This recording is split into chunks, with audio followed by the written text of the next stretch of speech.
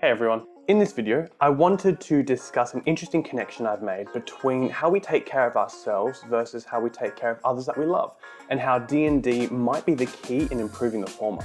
Before I start, I think it's worth mentioning that by no means am I a medical health professional, but I hope that you can find this concept relatable and more so implementational.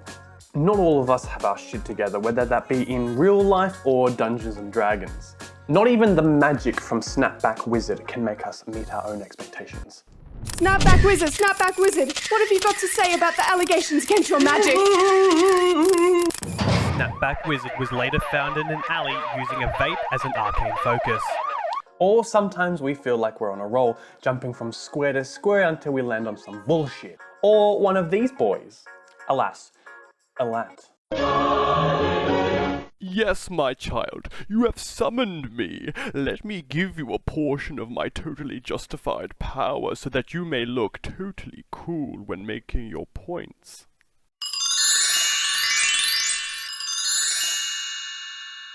Wow, Alat, thank you so much. Now we can start at the beginning of this thought process. Okay. Jordan Peterson's second chapter in 12 Rules for Life goes on to explain why we don't care for ourselves more than we care about others. For this particular concept and thought process, I just wanted to focus on the fact that we don't, rather than why we don't. Suffice to say, I think we can all relate to the situation where perhaps we haven't slept enough or eaten enough, which is fine for us, but we would give hell to any of our partners, family members, or best friends for conducting the same behavior. Jordan Peterson says, and I quote, "Imagine that 100 people are prescribed a drug. Consider what happens next. 1/3 of them won't fill the prescription. Half of the remaining 67 will fill it, but won't take the medicine correctly. They'll miss doses. They'll quit taking it early. They might not even take it at all. Imagine that it isn't you who feels sick. It's your dog. So you take them to the vet. The vet gives you a prescription. What happens then?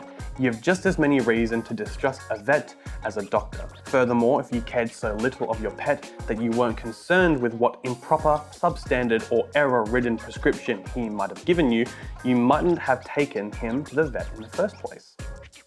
Now, I know those were just a few quotes and more or less references, but I wanted to use him as an amazing example to give proof that this really does exist.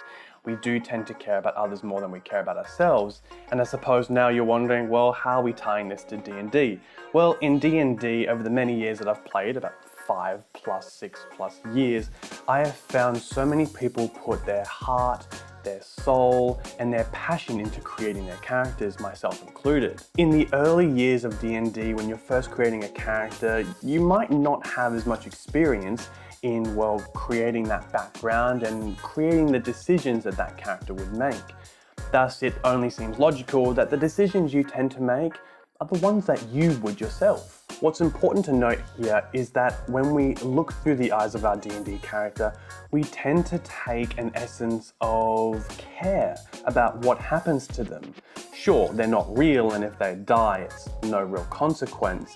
But as you sort of play them and develop them and even see their importance, I've definitely seen people's real personalities come out into their characters and how it can even really affect them when something happens that would trouble them as a person rather than their character. Suffice to say, when we do put passion and love into something, yes, we will obviously always get emotional when something bad happens to it or when something challenging happens to it. The point of this concept, I think we take care more of our D&D characters than we do ourselves. A personal example I can give you is the very first character I ever created was a paladin. Now, the reason why I wanted to create this paladin is simply because I thought they were cool, righteous, and mighty. Turns out when I was playing it, I always wanted to do as much damage as possible because that's how I felt useful.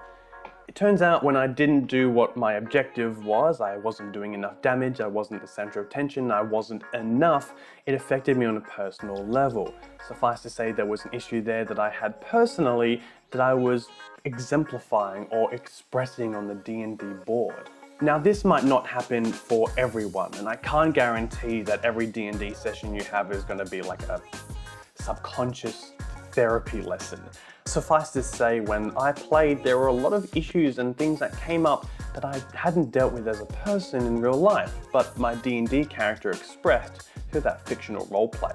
Now, why do I find this also important? Look, this might not happen to you. The expressions that you have as a character or as a person might not actually reflect your internal emotions or psychology, but perhaps it does. And isn't that worth considering? The fact that it could mean that D&D might just be a gateway, or like I mentioned earlier, a key to expressing those vulnerabilities and then taking them, problem solving them in a world where consequences don't really matter, and then perhaps even implementing them into your own life. Or perhaps it could just be a medium for identifying issues that you might not express openly. I didn't see my inferiority complex and my need for attention until I actually started playing D&D. When it came up, I was confronted by it for sure, but it then highlighted an issue that I then needed to face. Did I face it immediately? No, but it definitely gave me a highlighted example of what might be stopping me from living my best possible life. Hey everyone, I hope you enjoyed the video. If you like content like this, please let me know in the comments, or hey, consider subscribing perhaps. If you want to hear more content like this, or even just watch me ramble on and on and on and on, why don't you check out my stream, 7:30 Australian Eastern Standard Time, that's Sydney time. So if you guys want to have a little look, why not come and join? Again, thank you guys so much for watching this video.